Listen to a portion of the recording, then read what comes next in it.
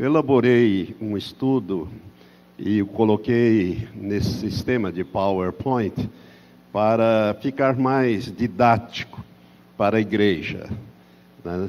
Vamos ver se vai dar certo. Eu peço que os irmãos desliguem essas 4 lâmpadas aqui, por favor. Isso, obrigado, que assim vai melhorar o texto. Irmãos, eu quero dizer para você que o pastor Matias me pediu algum tempo atrás, antes de sair de férias, que ministrasse novamente esta palavra que eu já ministrei à igreja no início, em 89, depois em 2005, e agora vou fazê-lo pela 3ª vez. É uma palavra doutrinária e que espelha o nosso posicionamento, o posicionamento desta igreja diante desta pergunta: pode o crente perder a salvação? Porque há 2 entendimentos muito fortes e com base em textos bíblicos. É uma questão de interpretar os textos bíblicos e você pode extrair 2 verdades. Até eu gostaria de aproveitar para dizer que no início desta obra, quando nós estávamos iniciando, eu não tinha uma direção para a escola bíblica dominical, como é que eu ia ensinar a escola bíblica dominical, quando nós saímos da Igreja Batista tradicional, e lá o sistema é revistinhas. E eu não queria usar revistas, eu queria usar a Bíblia. Então eu orei ao Senhor e resolvi estudar o Novo Testamento, versículo por versículo. E eu tinha uma obra, e tenho ainda uma obra do teólogo Russell Norman Champlin, que ele comenta versículo por versículo. Isso. Versículo por versículo, ele comenta cada versículo do Novo Testamento. Uma obra volumosa, 6 volumes, e muito bem feita esse trabalho. E eu então, como eu já tinha essa obra, já conhecia, eu resolvi então estudar, e eu era juiz de direito na época, não tinha tempo, então eu me preparava no sábado para ministrar domingo de manhã. Eu preparava normalmente 5, 6, 10 versículos e ministrava domingo de manhã. Até que eu cheguei no capítulo 11 de Mateus, no verso 22. E eu vou usar esse versículo também nesta exposição. E quando eu cheguei ali, eu disse ao Senhor: Senhor, até hoje, com mais de 30 anos de crente, eu sempre entendi desta maneira, que o crente jamais poderá perder a salvação. Uma vez salvo, salvo para sempre. Mas o Senhor está dizendo outra coisa nesse verso 22. Mateus 11, 22. Eu me ajoelhei, orei e disse: Senhor, me ensina. Eu despojo o meu coração, a minha mente, porque eu quero aprender este assunto. E o Senhor, na sua grande misericórdia, foi me dando condições de entender isso. Será que vai sair só aqui? Ou lá atrás também? Só aqui. Todos estão vendo ali? Ótimo, eu não vou ver, mas eu vou acreditar que vocês estão vendo. Então, pode prestar atenção. Abra sua Bíblia, então, no texto básico, Hebreus 2, de 1 a 3. Epístola aos Hebreus, possivelmente escrita pelo apóstolo Paulo. Não há um consenso, porque não há uma nominação, fulano de tal, da dispersão, aos judeus na dispersão. Mas o estilo é totalmente de Paulo, né? As palavras empregadas, o estilo literário é do apóstolo Paulo. Então, os teólogos admitem, na sua grande maioria, que Epístola aos Hebreus, foi escrita pelo apóstolo Paulo, inspirado pelo Espírito Santo. Capítulo 2, o verso que eu quero é o 3, mas vamos ler desde o primeiro até o verso 3. O Espírito Santo, usando o escritor, diz: por isso convém atentarmos mais diligentemente para as coisas que ouvimos, para que em tempo algum nos desviemos delas. Pois se a palavra falada pelos anjos permaneceu firme, e toda transgressão e desobediência recebeu justa retribuição, como escaparemos nós se descuidarmos, outras versões dizem, se negligenciarmos tão grande salvação, a qual, tendo sido anunciada inicialmente pelo Senhor, foi-nos depois confirmada pelos que a ouviram. Que Deus abençoe essa palavra no teu espírito. Amém? Amém? Amém. Que Deus abra o teu espírito e a tua mente para entender a palavra desta manhã. Vamos orar. Senhor, muito obrigado, Pai, por esta oportunidade de abordar mais uma vez este assunto. É um assunto, Senhor, que muitos fazem deles motivo de discórdias, e até mesmo no passado, gente morreu por causa desses dois entendimentos. Gostaria, Pai, de te pedir nesta manhã, em nome de Jesus, que o Senhor abra a mente, ó Deus, abra também o espírito, ó Pai, o coração de cada um, para entender aquilo que vamos ministrar.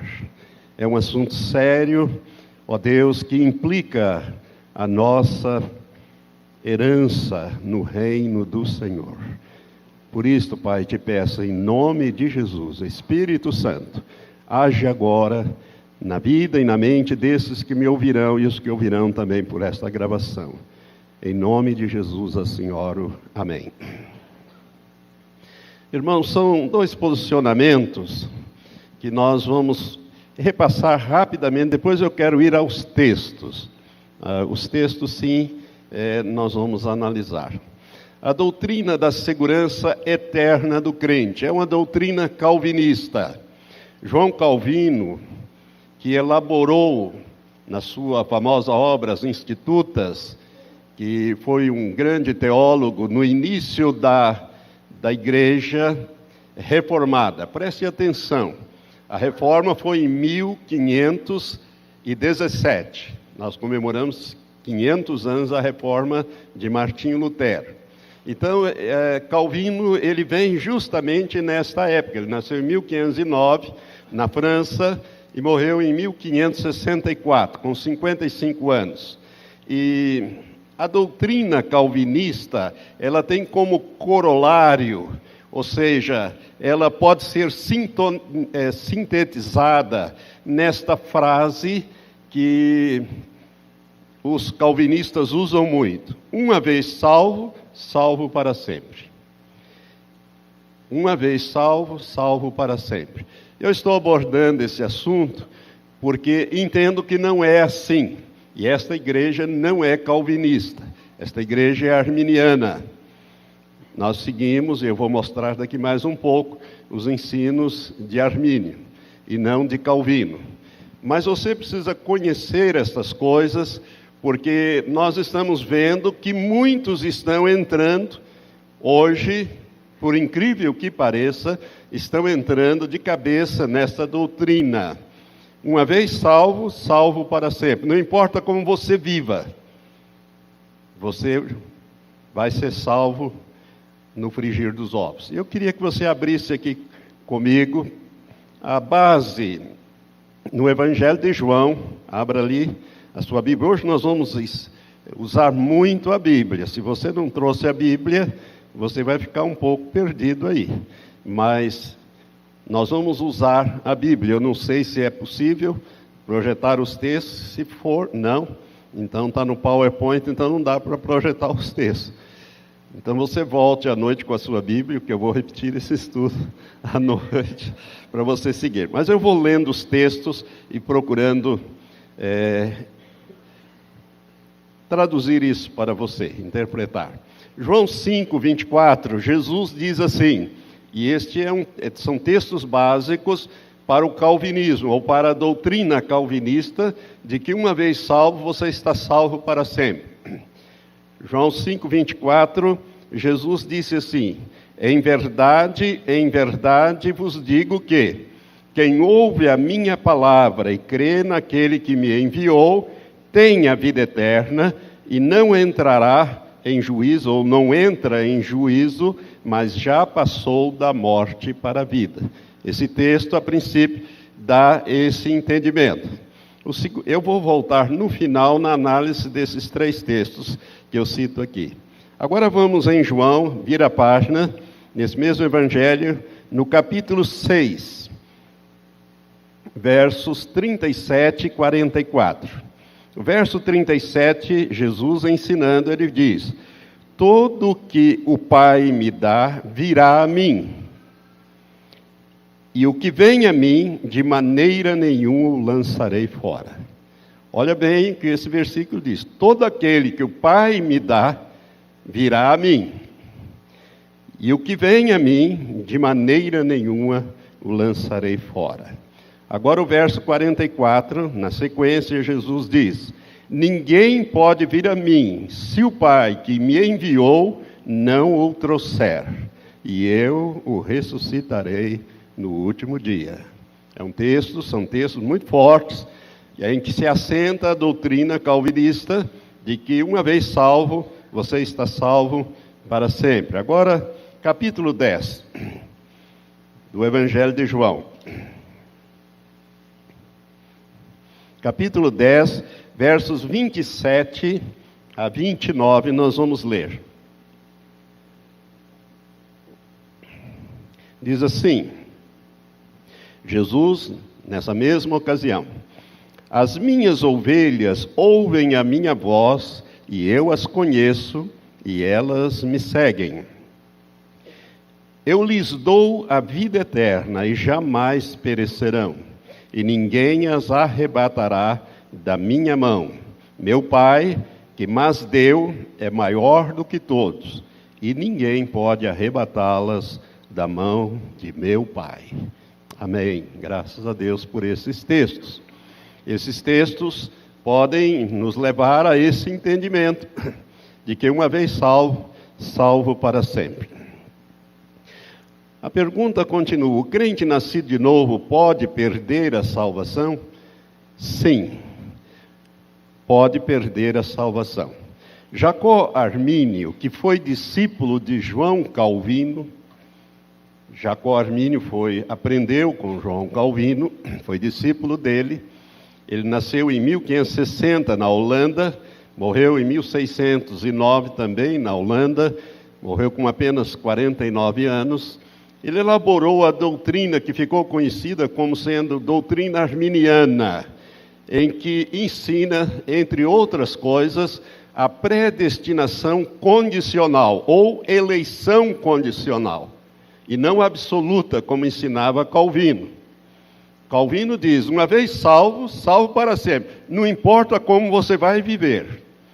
Irmãos, nós temos que respeitar os que pensam assim, creem assim e vivem assim.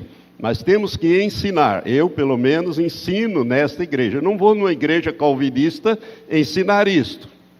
Mas quando eu ministro lá, eventualmente toco de raspão aqui ou ali e arrepia, às vezes, o couro, o cabelo de alguns. Mas paciência, eles sabem que eu sou arminiano. Então eu sigo e ensino mesmo a escatologia dentro desta ótica da doutrina arminiana. Então os arminianos entendem que a predestinação ou a eleição, que é o sinônimo, aqui seria condicional. E nós vamos ver mais acerca disso. Eu estou fazendo um resumo histórico para que você se situe. Depois nós vamos ver os textos bíblicos, tanto de Armínio como esses que nós já vimos ou lemos, e depois vamos analisar mais no final do calvinismo. Irmãos, depois da morte de Calvino, No ano seguinte, Jacó Armínio elaborou essa doutrina, ele já tinha elaborado, mas ele publicou a doutrina arminiana. E isto impactou muito as igrejas reformadas da Reforma Protestante na Holanda. A Holanda, nessa época, era um país governado pelo príncipe Maurício de Nassau, né, que esteve no Brasil, ali no Nordeste, nós conhecemos a história. O príncipe Maurício de Nassau, ele governava e eles eram arminianos, mas, aliás, eles eram calvinistas. E Armínio começou a ensinar, ele era professor numa das melhores universidades de teologia da época, e ele começou então a ensinar diferente de João Calvino, que ele havia sido seu mestre. E isso começou a penetrar nas igrejas da Holanda e a outros países também, até que a igreja da Holanda, a igreja reformada da Holanda, na sua maioria calvinista, resolveram convocar um sínodo, que ficou conhecido como Sínodo de Dort. Esse sínodo foi convocado em final de 1618, em novembro de 1618, e durou até janeiro de 1619, 3 meses mais ou menos. Então você vê aqui que a reforma veio 100 anos antes, com Lutero, 1517. Aqui nós já estamos em 1618. 100 anos depois, eles resolveram dar uma analisada profunda neste assunto, mas a maioria dos participantes eram calvinistas. Então, eles pegaram os ensinos de Armínio e foram debulhando. Foram mais de 150 sessões de discussão e debates para chegar a uma conclusão nesses 3 meses que mais ou menos durou esse sínodo. E o sínodo decidiu o seguinte: ele decidiu pela rejeição das ideias arminianas de Jacó Armínio e estabeleceu a doutrina reformada em 5 pontos, baseados todos nos ensinos de João Calvino. João Calvino já havia morrido, mas é baseado nos ensinos dele. Ele não escreveu esses 5 pontos, mas ele ensinava assim, pregava assim e escreveu a sua teologia baseado nesses 5 pontos que agora o Sínodo de Dort vai publicar. E esses 5 pontos são: depravação total do homem. O homem não consegue salvar-se a si mesmo. Ele está tão contaminado pelo pecado que não há como ele se salvar. Depois, o segundo ponto, que já começa a discórdia: eleição incondicional. Deus escolhe, lá na eternidade, de antemão, quem vai para o céu e quem vai para o inferno.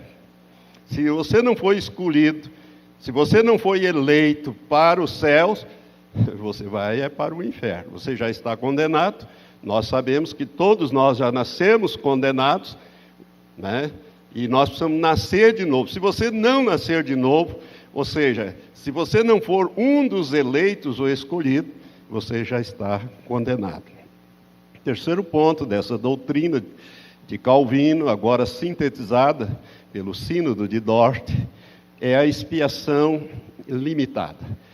A expiação de Cristo não foi para todo mundo, não foi para todos os seres humanos. O entendimento deles que foi somente para os escolhidos. Então, a expiação de Jesus só vale para aqueles que Deus escolheu estar com eles na eternidade. O quarto ponto é o ponto da graça irresistível ou vocação eficaz. Vocação é chamada, ou seja, a chamada de Deus. A graça irresistível. Aqueles que foram escolhidos não têm como resistir a esta graça. Eles irão como que compulsoriamente alcançarão. Não tem como resistir à graça de Deus. É um decreto divino, decreto da soberania de Deus. Esse era um entendimento de Calvino, e agora sintetizados pelos seus seguidores. E por último, eles entendiam que em face desta eleição incondicional e a graça irresistível, não havia necessidade dos santos perseverarem até o fim. Então, eles também rejeitaram esse ponto. Deu para você entender até aqui? Essas doutrinas, irmãos, descritas no documento final do Sínodo, são chamadas de cânones de Dort, e são também conhecidas como os 5 pontos do calvinismo. Os 5 pontos do calvinismo. Agora, os 5 pontos da doutrina elaborada por Jacó Armínio, né, ou a remonstrância, essa palavra na língua de Armínio, o holandês, significa rejeição. Então, os 5 pontos da rejeição, rejeição de quê? Das doutrinas calvinistas, afirmam que a eleição, portanto, a condenação no dia do julgamento, foi condicionada pela fé racional. Ou seja, você ouviu a mensagem, entendeu que estava perdido, não era possível você se salvar a si mesmo, e você entendeu o que Jesus fez em teu favor, você racionalmente, inteligentemente, você aceita esta obra feita pelo Senhor. Então você seria eleito, vamos dizer assim. Ou a falta de fé, você ouviu tudo isso, mas não creu. Então você seria condenado, ou a condenação do homem. A expiação, segundo o ponto da doutrina de Armínio, a expiação, embora ela seja qualitativamente suficiente para todos os homens, só é eficaz ao homem que exerce fé. Ou seja, só aquele que aceita esse sacrifício. Esse é um ponto arminiano. Terceiro, sem o auxílio do Espírito Santo, diziam eles, nenhuma pessoa é capaz de responder à vontade de Deus. Ou seja, não é uma coisa arbitrária que Deus escolhe um para ir para o céu e o outro para ir para o inferno. Mas é algo em que o Espírito Santo age. Age como? Te convencendo do pecado, da justiça e do juízo. E se você então aceita, né, ele é eficaz, é ele que faz essa obra, e você então responde favoravelmente e é salvo. A graça é resistível, até enfatizei esse aí, está vendo ele em vermelho, grifadinho, no sentido de que é resistível, ou seja, ela não é irresistível, não é compulsória, não é uma escolha soberana. A graça te é apresentada, a salvação pela graça, e você escolhe se aceita ou não. E o 5º ponto da doutrina arminiana é que os crentes são capazes de resistir ao pecado, mas não estão fora da possibilidade de cair da graça. Pode perder a salvação. Então, o resumo de tudo isso é o seguinte: o ponto crucial do arminianismo reside na afirmação de que a dignidade humana requer a liberdade perfeita do livre-arbítrio. Já na doutrina calvinista, o livre-arbítrio é totalmente ignorado e você foi escolhido soberanamente. Um dia lá Deus te escolheu e você, na plenitude dos tempos, vem a tomar conhecimento disso e aceitar aquele decreto divino. É bem diferente os dois posicionamentos, você está percebendo? Então vamos ver aqui mais uma vez um resumo e contraste. Então, os 5 pontos, ou 5 artigos, escritos por Armínio e ensinado por ele, né, do arminianismo, contrastam com os 5 pontos do calvinismo, na maioria dos pontos. Aliás, só tem um ponto que os dois estão de acordo, os outros 4 estão desavindos. O artigo 1º desses 5 artigos do arminianismo diz assim: o artigo 1º discorda que a eleição em Cristo seja incondicional. Em vez disso, nesse artigo, os arminianos afirmam que a eleição é condicional à fé em Cristo e que Deus elege para a salvação aqueles que ele sabe, na sua onisciência, de antemão, que terão fé nele. Então essa é a posição arminiana que essa igreja adota, que nós adotamos, o presbitério adota, doutrina desta igreja. Artigo 2º, da fé ou da doutrina arminiana. Defende a expiação, o artigo 2º defende a expiação ilimitada, o conceito de Cristo morreu por todos. Aliás, a Bíblia fala isso, né, que Cristo morreu por todos, né? Isto contrasta com a expiação limitada do calvinismo, que afirma que Cristo morreu apenas para aqueles que Deus escolheu para serem salvos. Pelos outros, não. Artigo 3º. Afirma a depravação total do homem, que o homem não pode se salvar. É o único ponto que as duas teologias concordam, em que o homem não tem condição de auto-salvar-se, de ganhar o céu por si mesmo. Ele tem uma depravação, ele nasce com a natureza decaída, contaminada, que é impossível. Por isso é que Jesus teve que vir e pagar o preço da redenção. Só nesse ponto que eles concordam. O artigo 4º do arminianismo repudia o conceito calvinista da graça irresistível, alegando que a humanidade tem livre-arbítrio para resistir à graça de Deus. Você vai ver, pelos textos que nós vamos examinar a seguir, que esse livre-arbítrio sempre esteve presente. Aliás, foi por causa desse livre-arbítrio que nós estamos nessa situação. Porque se Deus não tivesse dado livre-arbítrio a Adão e Eva, né, não haveria essa situação de hoje. É porque eles exerceram o livre-arbítrio, e sendo o cabeça da raça, contaminou toda a raça. Então, o livre-arbítrio é uma doutrina bíblica de Gênesis a Apocalipse. Não há como sair dela. Distorcer dessa maneira, como fazem a doutrina calvinista, é perigoso para aqueles que adotam esse posicionamento. E, por último, o artigo 5º. Ao invés de rejeitar completamente a noção de perseverança dos santos, os arminianos argumentam que a salvação pode ser condicional ao crente se ele permanecer em Cristo até o final da jornada. E agora, então, nós vamos começar toda essa coisa que começou lá no início da Reforma, já há 500 anos atrás, e perdura ao longo desses séculos, e tem trazido muita dificuldade. Irmãos, muita gente morreram, porque houve guerra. O príncipe Maurício de Nassau, ele, lá pelas tantas, ele bateu o martelo em cima do calvinismo, e mandou prender todos os arminianos, e botaram na masmorra os líderes. A história é longa, houve guerras, dificuldades, as mais variadas.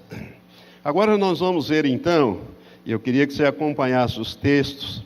A gente está usando o PowerPoint, então não vai dar para você ver a projeção. Êxodo, o que Deus, o Pai, ensina sobre isso? Você conhece aquele episódio do bezerro de ouro, quando Deus estava dando os mandamentos lá a Moisés, e o povo fez um bezerro de ouro. Moisés estava demorando muito, fez um bezerro de ouro, Deus mandou Moisés descer, etc. E ali houve aquela intervenção toda, e Moisés então volta à presença de Deus. No final desse capítulo 32, os versos 30 a 33, diz assim: Moisés vai e intercede pelo povo diante de Deus, e Moisés diz assim a Deus: agora, pois, perdoa o seu pecado, ou seja, o pecado do povo de Israel. Ou se não, risca-me do teu livro que tens escrito. Olha o pedido que Moisés fez. Ou perdoa o povo, ou risca o meu nome do livro que o Senhor está escrevendo aí, que tens escrito. Então disse o Senhor a Moisés: aquele que tiver pecado contra mim, a este riscarei do meu livro. Olha bem a resposta que Deus deu a esse posicionamento de Moisés. Aquele que tiver pecado contra mim, a este eu riscarei do meu livro. Portanto, é possível ser riscado do livro da vida. É possível você ganhar a salvação e depois ter o seu nome riscado deste livro. Se você tiver o seu nome riscado, você não vai entrar no reino de Deus. É Deus o Pai quem fala isto para Moisés. O Salmo 69, 28, vamos lá no Salmo 69, versículo 28, nos fala também, quando na oração de Davi contra os seus inimigos, Davi traz aqui, pelo Espírito Santo, uma revelação que foi preservada no Salmo 69, versos 28, que diz assim: sejam riscados do livro da vida e não sejam inscritos com os justos. Ou seja, Davi pede que aqueles que se levantaram contra ele sejam riscados do livro da vida. É algo que a palavra de Deus preservou, irmão, porque há esta possibilidade. Eu vou citando e fazendo breves comentários, explicando para os irmãos. Vamos abrir em Ezequiel 18, no livro do profeta Ezequiel. Deus novamente vai falar sobre este assunto. No capítulo 18, a partir do verso 20, nós vamos ler a seguinte revelação. Ezequiel, capítulo 18, fala da responsabilidade pessoal pelos seus pecados. Aqui você veja que Deus vai estabelecer a responsabilidade pessoal. Lá nos 10 mandamentos, Deus disse: eu visito a iniquidade dos pais nos filhos até a 3ª e 4ª geração. Aqui ele já vai dizer que a responsabilidade é pessoal. A partir do verso 20 a 28, nós lemos assim: a alma que pecar, essa morrerá. É Deus falando. O filho não levará a iniquidade do pai, nem o pai levará a iniquidade do filho. A justiça do justo ficará sobre ele, e a impiedade do ímpio cairá sobre ele. Mas se o ímpio se converter de todos os seus pecados que cometeu, e guardar todos os meus estatutos, e proceder com retidão e justiça, certamente viverá e não morrerá. Deus está falando aqui da morte espiritual, não da morte física. Ele está falando da morte espiritual. De todas as suas transgressões que cometeu, não haverá lembrança contra ele, pela sua justiça que praticou, viverá. Tenho eu algum prazer na morte do ímpio, diz o Senhor Deus, não desejo antes que se converta dos seus caminhos e viva. Olha como Deus está falando. Mas desviando o justo da sua justiça e cometendo a iniquidade, fazendo conforme todas as abominações que faz o ímpio, porventura viverá. De todas as suas justiças que tiver feito, não se fará memória. Pela traição que praticou e pelo pecado que cometeu, ele morrerá, no caso aqui, espiritualmente. Dizeis, porém, o caminho do Senhor não é justo. Ouvi, pois, ó casa de Israel, acaso não é justo o meu caminho? Não são os vossos caminhos que são injustos? Desviando-se o justo da sua justiça e cometendo iniquidade, morrerá por ela. Na sua iniquidade que cometeu, morrerá. Mas, convertendo-se o ímpio da sua impiedade que cometeu e procedendo com retidão e justiça, conservará este a sua alma em vida. Pois que reconsidera e se desvia de todas as suas transgressões que cometeu, certamente viverá, não morrerá. Você entendeu? O texto em si é claro, irmãos, bem claro. O próprio Ezequiel, Deus novamente fala através dele, agora no capítulo 33, vai lá para o capítulo 33. A partir do verso 11 até o 19, Deus fala assim. Ezequiel 33, verso 11 a 19. Dize-lhes: vivo eu, diz o Senhor Deus, que não tenho prazer na morte do ímpio, mas sim em que o ímpio se converta do seu caminho e viva. Convertei-vos dos vossos caminhos, pois por que morreríeis, ó casa de Israel? Portanto, tu, filho do homem, diz aos filhos do teu povo: a justiça do justo não o livrará no dia da sua transgressão, e quanto à impiedade do ímpio, por ela não será ele castigado no dia em que se converter da sua impiedade. nem o justo pela justiça poderá viver no dia em que pecar. Quando eu disser ao ímpio que certamente viverá, e ele, confiando na sua justiça, praticar iniquidade, nenhuma das suas obras de justiça será lembrada. Mas na sua impiedade que praticou, nesta morrerá. Demais, quando eu também disser ao ímpio, certamente morrerás, se ele se converter do seu pecado e praticar a retidão e a justiça, se este ímpio restituir o penhor, devolver o que tinha sido furtado, e andar nos estatutos da vida, não praticando a iniquidade, certamente viverá, não morrerá.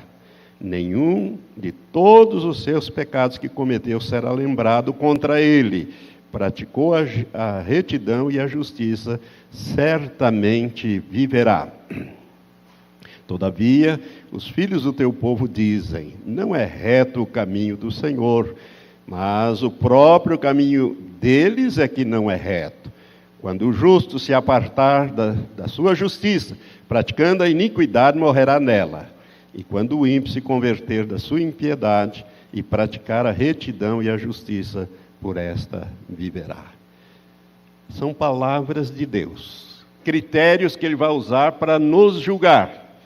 Para julgar o antigo Israel e também o novo Israel, já debaixo da graça. Irmãos, preste atenção numa coisa.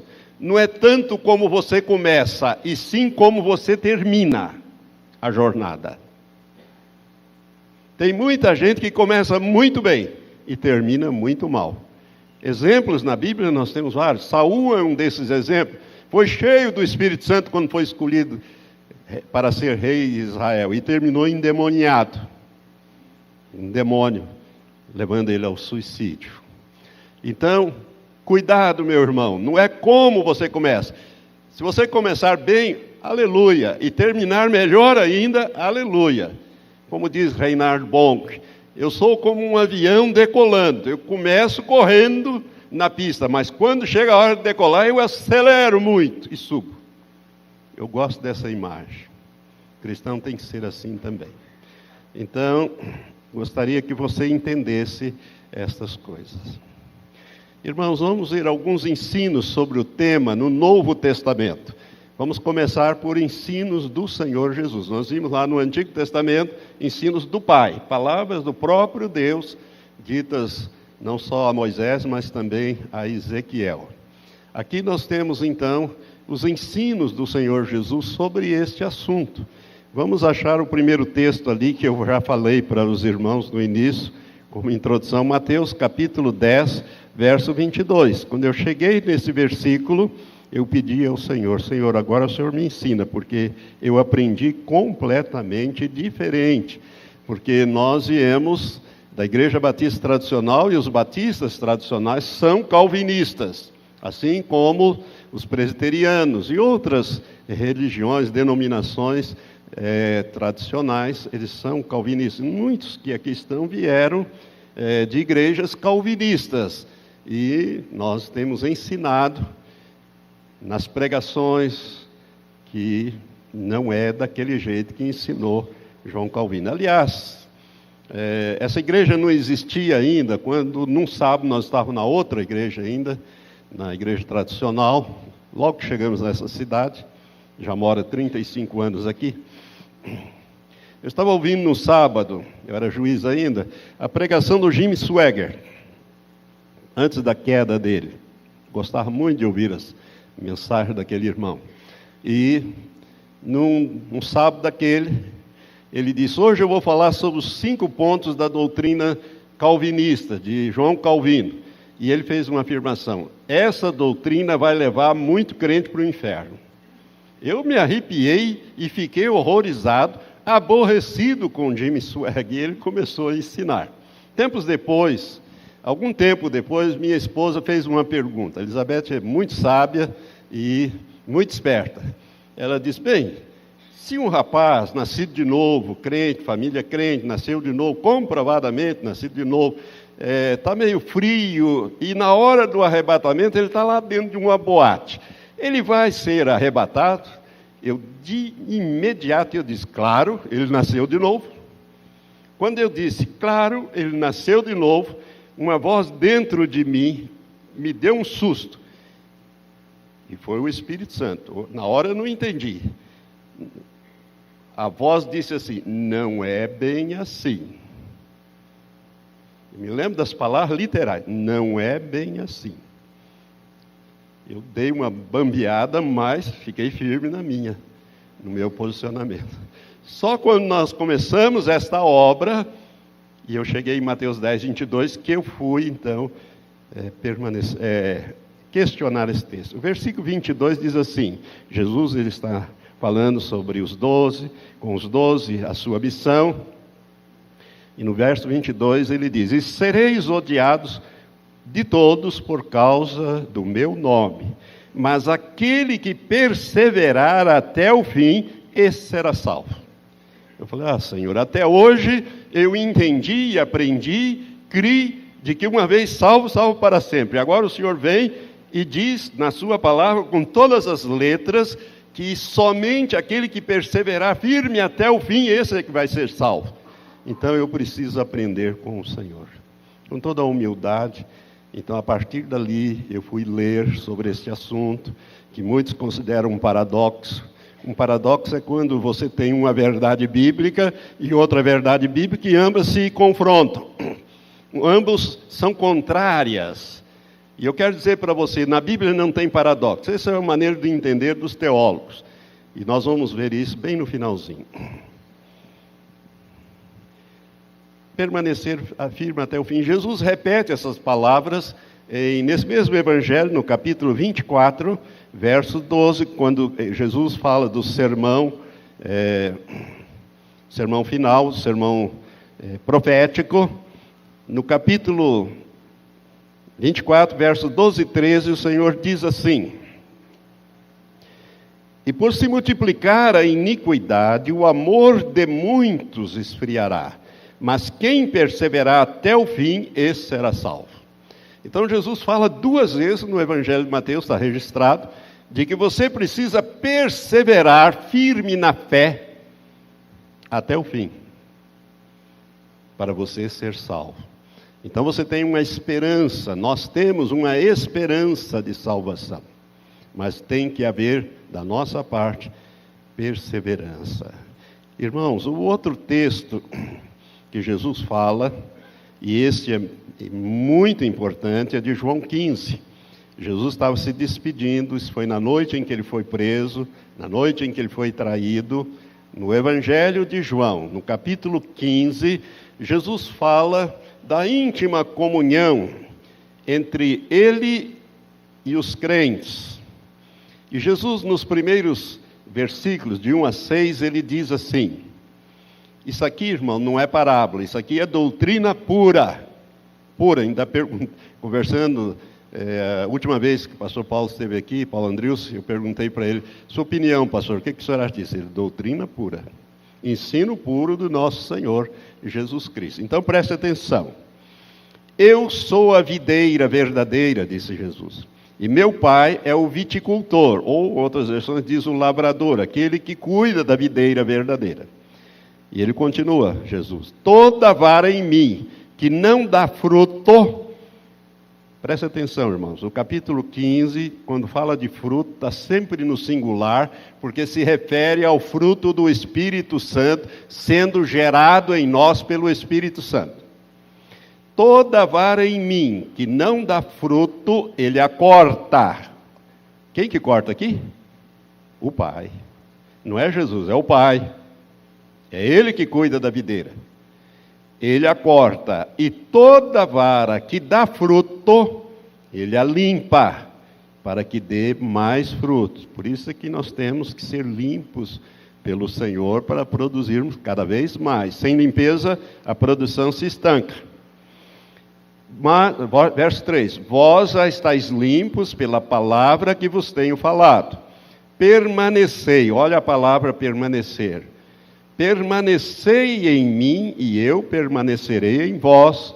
Como a vara de si mesma não pode dar fruto se não permanecer na videira, assim também vós, se não permanecerdes em mim.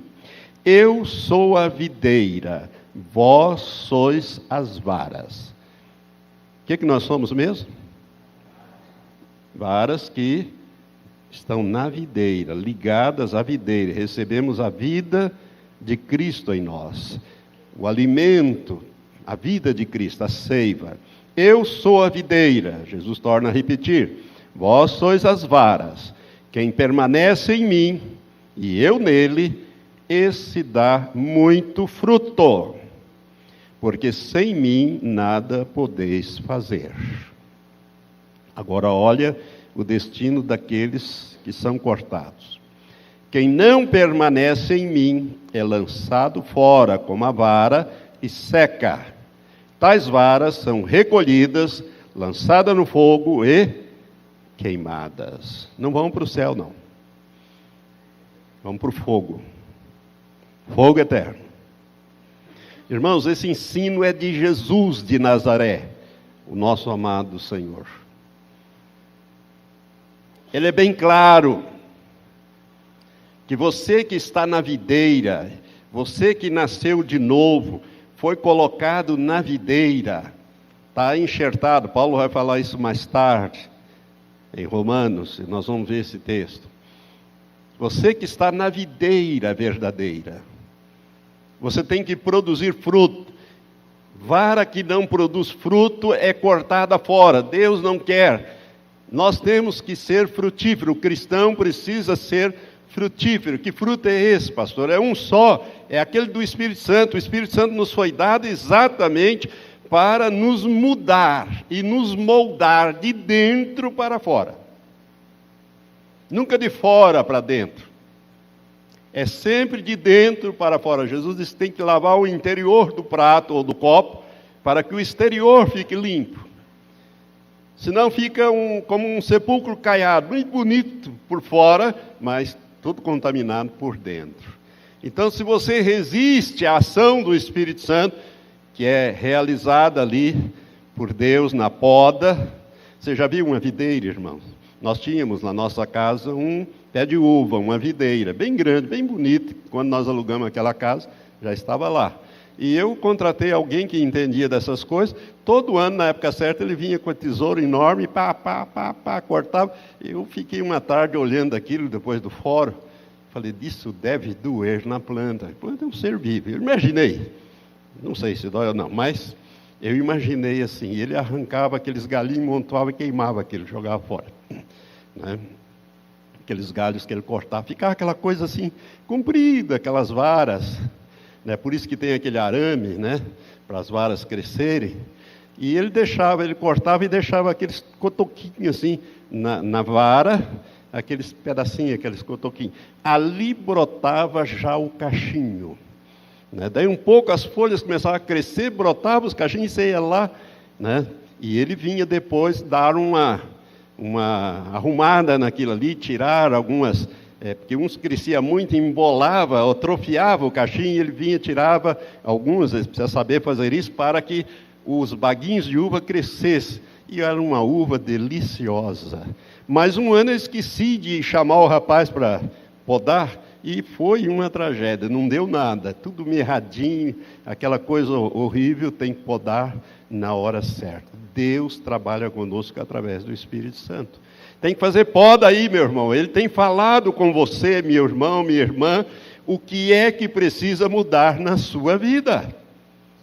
Se você tem o Espírito Santo habitando em você, saiba que Ele está aí não passando férias. Ele está aí para te mudar, moldar na imagem de Jesus, como diz Romanos 8, 29 e 30, para que Jesus seja o primogênito entre muitos irmãos.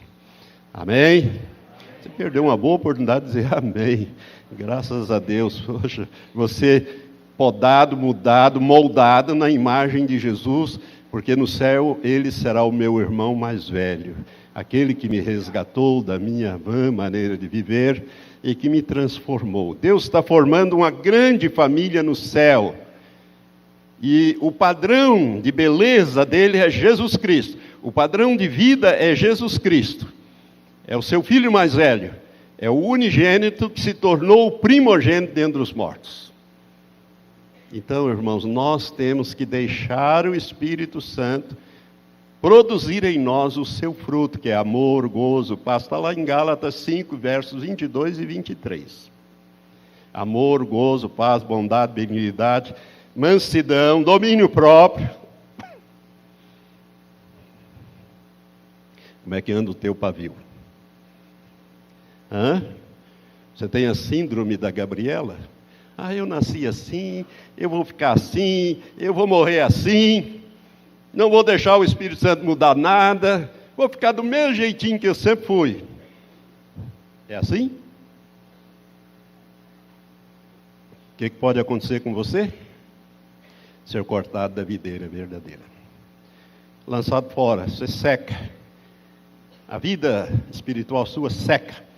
Depois o Pai recolhe e joga e queima no fogo. Aquela vara que se recusou a ser limpa. Aquela vara que não quis deixar o Senhor. Olha o livre-arbítrio aí. Irmão, todos os dias da semana nós somos confrontados com o nosso querer, a nossa alma. O nosso querer. Está na nossa alma o nosso livre-arbítrio, não está no nosso espírito. Se estivesse no nosso espírito, estava tudo resolvido, porque ele nasce de novo. Mas a nossa alma não nasce de novo. Nem o nosso corpo. Se somos calvo, continuamos. Só no arrebatamento que nós vamos ganhar cabelo outra vez, né? Né, pastor Anderson? Maravilha, coisa maravilhosa. Nós vamos ser como Jesus era, né? Amém? Então, gostaria que você entendesse isso, meu irmão. Entendesse isso. Eu quero parar aqui, eu vou só usar o Apocalipse 3:5 e vou parar aqui. Por quê? Eu vou continuar essa ministração, não nesse próximo final de semana, o pastor Paulo vai estar conosco, Paulo Andrius, no seminário sobre Tito. Vale a pena, não deixe de participar no sábado e no domingo de manhã e no domingo à noite, né? Não é porque a palavra é direcionada às mulheres que os homens não devem ouvir, não. Pode ouvir, deve ouvir os filhos também, aos jovens, às mulheres e aos homens, de acordo com o ensino da palavra de Deus. Mas, irmãos, Apocalipse 3, verso 5, bem no final, Jesus Cristo, quando ele manda escrever as 7 cartas às 7 igrejas, no capítulo 3 de Apocalipse, o Senhor diz assim, no verso 5, carta à igreja em Sardes. O que vencer será assim vestido de vestes brancas, e de maneira nenhuma arriscarei o seu nome do livro da vida, antes confessarei o seu nome diante de meu Pai e diante dos seus anjos. Quem tem ouvidos, ouça o que o Espírito diz às igrejas. Irmão, olha bem o que o Senhor Jesus está falando. Ele está dizendo da possibilidade de você ter o seu nome riscado do livro da vida. Se não houvesse essa possibilidade, se uma vez salvo, salvo para sempre, se a graça é irresistível, como que ia arriscar o nome? O próprio Jesus estaria em contradição. Mas se ele fala da possibilidade de ter o seu nome, é porque isto é possível. Se Deus fala lá em Êxodo 32, verso 33, que ele vai arriscar aquele que pecar contra ele, e se Jesus está falando disso aqui, é bom nós prestarmos bem atenção no que a Bíblia ensina, e não construirmos uma teologia barata, uma teologia que deixa você como um crente relaxado. Você não precisa de santificação, não importa como você vive, tem um decreto ali em cima de você que você vai bater no céu de qualquer jeito. Cuidado com essa teologia. Isto pode te levar ao inferno. Você tem um nome escrito no livro da vida. Você está na videira verdadeira. Mas cuidado. Por isso, Jacó Armínio tem razão nos ensinos dele, porque são bíblicos, coerentemente bíblicos. Enquanto Calvino, ele ministrou com base em alguns versículos, mas ignorou esses. Não pode ser assim, irmãos. Nós temos que interpretar. Temos que ser como os bereanos. Temos que ver se essas coisas são assim mesmo, como está sendo ensinado. Por isso eu estou trazendo e analisando com você, ainda que rapidamente, os textos bíblicos. Quero que você depois pegue essa fita, essa gravação e vá fundo. Abra lá a tua Bíblia, risca a tua Bíblia, aprenda. Porque depende a eternidade. Jesus disse: aquele que permanecer firme até o fim da tua jornada, até o arrebatamento, não sei, né, até o dia da tua morte, você tem que permanecer firme na fé, esse será salvo. Aleluia. Amém. Irmãos, eu vou dar um stop aqui, vou parar, como eu disse, e no outro domingo, né, que vai ser o primeiro domingo do mês de março, nós voltaremos a esse estudo para concluí-lo. É um estudo longo, pesado, mas eu procurei e procurarei ser o mais didático possível, para que a tua fé tenha base firme. A Bíblia diz que a nossa fé, ela está firmada na palavra de Deus. Jesus é o autor e consumador da nossa fé, mas a Bíblia é a base para a nossa fé. Deus disse: Jeremias, o que você vê? No capítulo 1, verso 12. Ele diz: vejo uma vara de amendoeira. Há um significado, um simbolismo nisso. Deus responde a Jeremias: viste bem, porque eu velo sobre a minha palavra para cumpri-la. Eu vigio em cima do que está na minha palavra para cumpri-la. Por isso, irmão, o temor do Senhor precisa estar no nosso coração. Amém? Não é à toa que a Bíblia diz que o temor do Senhor é o princípio da sabedoria, sabedoria de vida. Se você tiver o temor de Deus no seu coração, você vai olhar para a palavra de Deus e vai dizer: de jeito nenhum. Eu tenho que vencer o pecado. O pecado não precisa me dominar. Eu domino o pecado.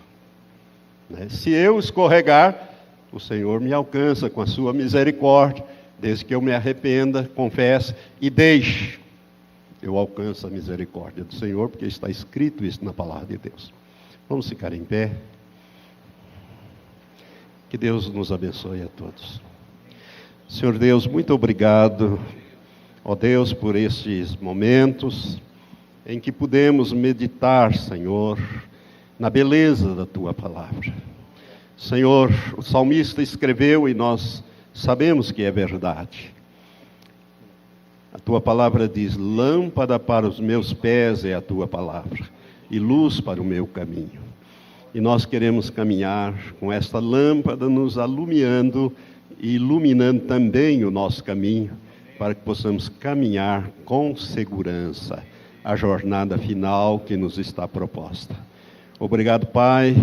Continua, Senhor, nos ensinando.